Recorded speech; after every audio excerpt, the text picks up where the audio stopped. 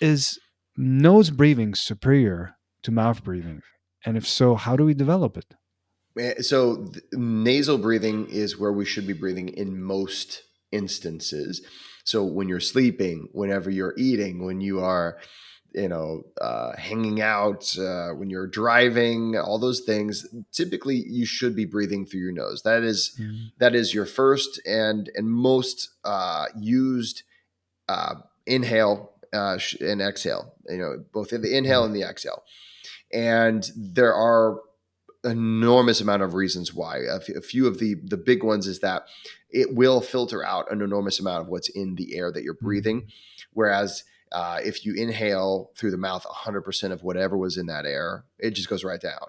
Yeah, okay, so it's the first layer of your respiratory immune system, and so it protects all of these very mm, vital tissues. Now you have immune system down here too, but if you can filter a lot of that out before it gets down there, the stuff down, in your bronchi, your bronchioli, all those areas, they can start to take over, and they're not having to fight as big of a battle. The When you inhale through your nose, you will hydrate the air, which makes it so it's less likely to mm, irritate your bronchi, your bronchioli, things like that. You're going to have like for instance, if the air is really hot or if the air is really cold, it starts to bring it into more equilibrium. So mm. it makes it so that every breath is ready to be absorbed and it's less likely to irritate all of the tissues that are a part of your respiratory system. This is especially important for people who have respiratory issues, Yeah. asthma, COPD, there's a whole host. You want that air to be as filtered and as Mm, conditioned as possible before it reaches those delicate tissues that can become inflamed. Now, having said that, there is a reason why we can breathe through our mouth. mm. It's not the end of the world. And so Yeah. when I train athletes, that is when we start to learn how to breathe appropriately for the metabolic load that you're being put under. Mm, And there are times, like for instance, if you were to like for swimmers, it's just not practical to try to breathe through your nose while you're doing the freestyle. There are times when mouth breathing is essential, and there's a yeah. reason why it's there too.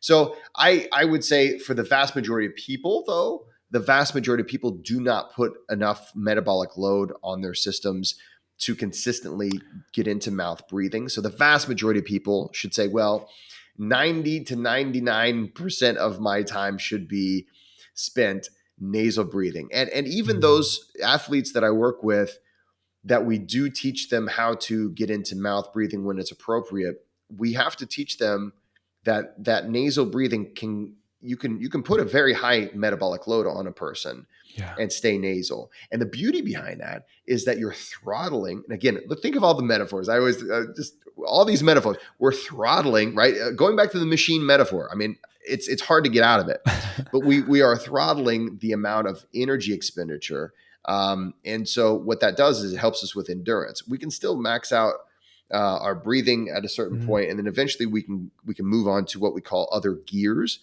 And in my book, The Language of Breath, and also I get into athletic breath work more like simply, like straightforward in my first book, A Practical Guide to Breath Work. yeah. But both of them have this gears system in there.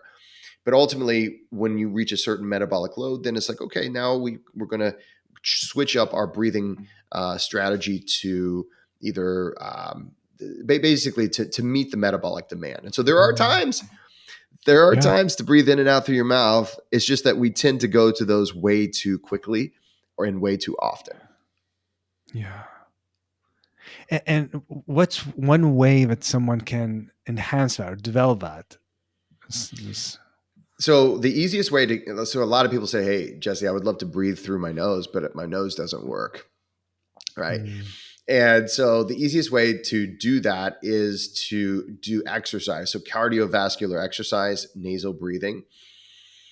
And what that means is you will want to start very slow, maybe just walking, and say, okay, I'm going to walk for 30 minutes, nasal breathing only. yeah.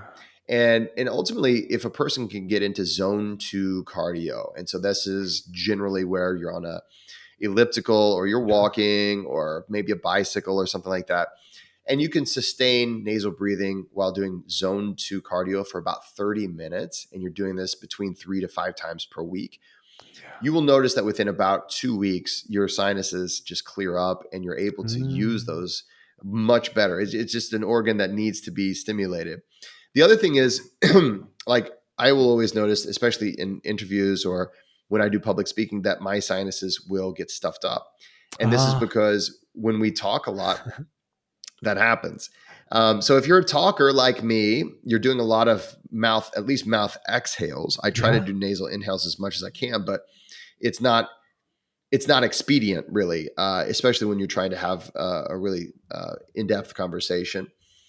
But but what you're going to find is and research shows, but as I can also just tell you from all of my experience, that you'll start to have more of a stuffy nose if you Yeah. are exhaling through the mouth a lot. And so some things that people can do to help that is, like, for instance, maybe tape their mouth shut when they sleep at night, which sounds scarier than it really is. If you do that though, do not like duct tape and everything. Like, just do like the tip, because we want to make sure that that you actually can make it all through the night. And if you're worried about that, you can tape your mouth shut during the day. Excuse me. And if you do that and you don't have any problems with staying ventilated, for like 20 minutes or so, then you're going to make it through the night. With and I recently, so I did taping through the night for about a year, and then I didn't feel like I needed it, and then I would say about 2 months ago I realized I did need it again. So I'm taping my mouth shut at night again, and I get more deep sleep. I wake up feeling more refreshed. I don't have problems with snoring and all those other things. So those are all ways to enhance how our nose will work. And it's an amazing organ. You want it to work for you. So the more you use it, the better. Thank you for sharing that. I actually use them myself as well. It's been a couple of years. I'm doing the taping, and for listeners too, you can experiment with different tapes. I know when I first began, I didn't pick up the right tape, and I started like my lips starting to peel off. I was like, Yeah. so Oh, then yeah. I found some good tape that's actually gentle tape, and so just researching gentle, soft tapes that don't, gentle on the skin is very helpful. Yeah. But Look this for made a that difference word. for me. It really has. If it Yeah. was actually, it was a little scary. Like first, I'm like, what's gonna Yeah. happen first night? Like, am I gonna just like not breathe and die or what? But then, Right. like you said, experimented during the day first. What would it be like to keep the lips sealed? And Hmm. then I found it interesting too. Some nights where um, my body needed more, like I woke up, the tape is not in my mouth, like my I had Yeah. peeled it off automatically. So the Yeah. body knows, right? And so that's an interesting experiment if anyone is interested. Yeah, yeah. Try it out. Probably the first night you might make it 20 minutes and then rip it off and say, to heck with this. But Yeah. keep working at it. Yeah. And before you know it, you'll be like, oh, okay, wow, I get a much better night's sleep, I do. because a lot of us their mouth will hang open, and then you'll start to over breathe while you're asleep. So you're sending that stress message to your unconscious. So your Yeah. whole nervous system is in a stress state, and you're trying to rejuvenate, and you don't know why every morning I wake up and I don't feel like I got a great night's sleep. Yeah. A lot of times that's it. And another bonus is my wife thanks me for not snoring as much, like when I have the Yes, tape on. a happy partner. It's a Happy partnership with partner. ourselves and with those around us. Totally. Thank you for these beautiful tips. And you share other things. I encourage again listeners to check out your book. Things about CO2 tolerance, kind of breath holds. You go into all of that, and I know we didn't go into it here, but it's all in the book. It's really worth it. Highly, highly recommended. But like, it's really an excellent book. Scientific, Thank you. practical, user friendly, and just really enjoyable. So Thank you thank you so for much. for putting the book together. Thank you for taking the time and actually taking the extra time today. And I know we're going to have another one. I know I want to talk about cold as well, exposure. So we can Yes. do that next time. Hello there, and thank you so much for stopping by this channel. I hope you find this content useful, and if you do, feel free to hit that subscribe button. It will really help me to reach to more people and keep this content going. Here we are journeying together, and let's see where this takes us.